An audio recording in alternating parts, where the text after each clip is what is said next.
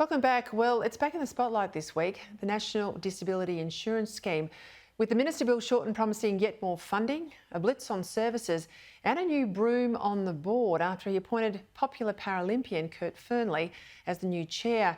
When it was set up, the NDIS was meant to cover 400,000 people and cost you around $14 billion a year.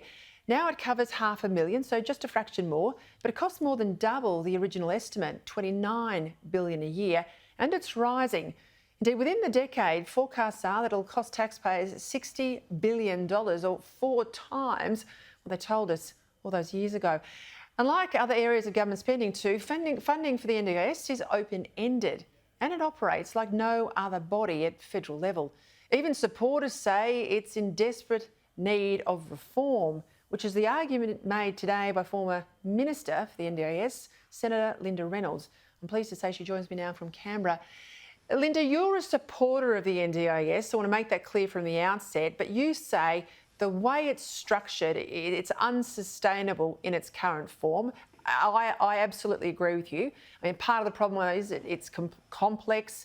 I think it had a poor original design. What do you think are the major problems with it as it stands? Well, good evening, Peter. And yes, I completely agree with your assessment. This is a scheme that is like no other in the world, and it really addresses the wrongs of the last 100+ years that as a nation we've done to people in Australia with permanent and serious disability. They haven't had the same opportunities in life as the rest of us to determine the course of their own life, to study, to work, to have relationships, and really to live the life we all aspire to. And in that sense, it's actually quite, I think, a liberal concept for a scheme, because it's not welfare, it is really about respect and self-determination. The problem with the scheme are many, the problems, but I think they have 2 root causes, Peter. The first one is the legislation that Labor established the NDIS under. At best could be described as legislation for the concept of an insurance scheme, not for the good running of an insurance scheme that now covers 550,000 Australians who all have very different disability needs and requirements and supports. So I think Labor at the time were a bit too tricky by half. When they introduced the legislation, they put some very unique clauses in the legislation which make it impossible for me as the Minister of the day or the government of the day to get legislation through the Parliament without the full support of every single state and territory, which, as you know, is very difficult to do. So the changes that were required to implement the scheme in good order, to develop this scheme, because when it started there was not a single staff member, there wasn't a piece of paper, and it is an incredibly complex system. So like a lot of things Labor do, they come up with a great idea, but they don't have the implementation plan behind it. The trials were done very quickly. So the agency was trying to bring in over 200,000 people from existing and very different state and territory schemes at the time and try and standardise that, while at the same time developing processes for a wide variety of different disabilities and people of different age groups. So they not only had to do that, but they were also then bringing in, over the last 3 years, another 300 and now nearly 350,000 people who are receiving disability supports for the first time.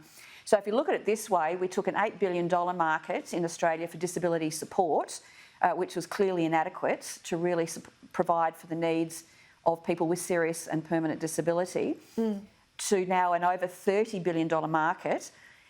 It hasn't been an orderly process, and it has been very challenging for the board, for the agency, and also for the government of the day.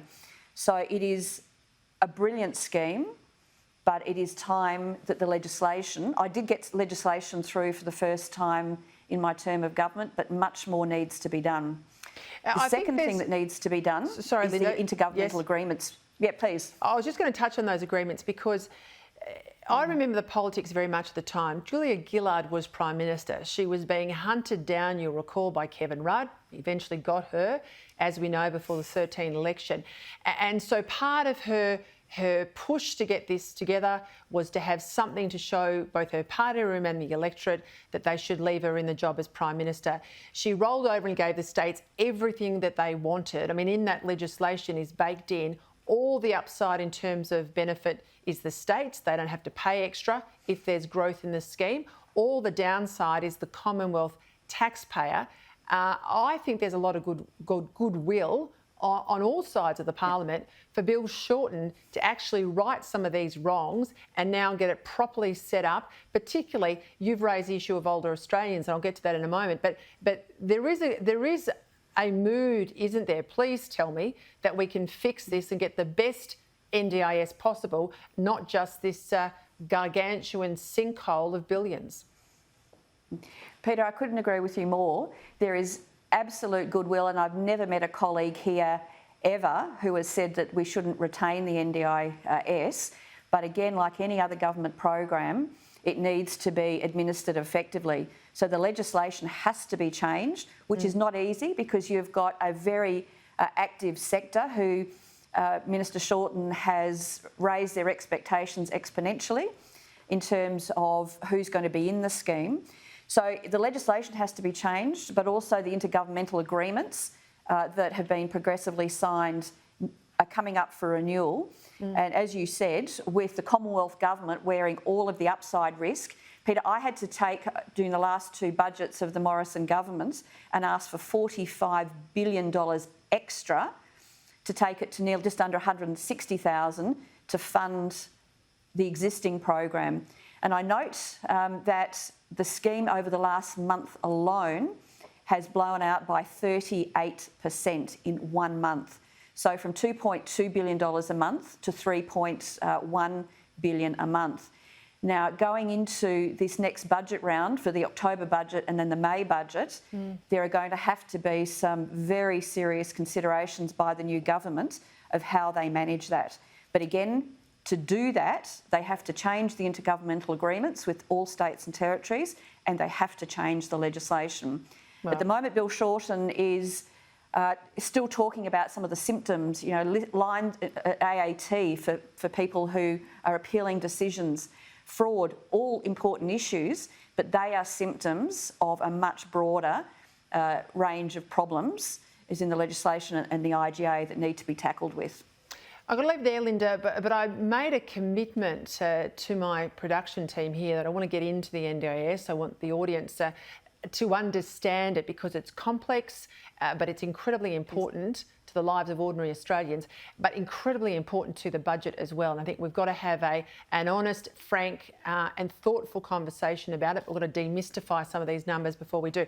I want to get you back to talk about orphanages overseas. I know you've raised that in the Parliament as well, but I've got to leave it there. Linda Reynolds, thank you for your time.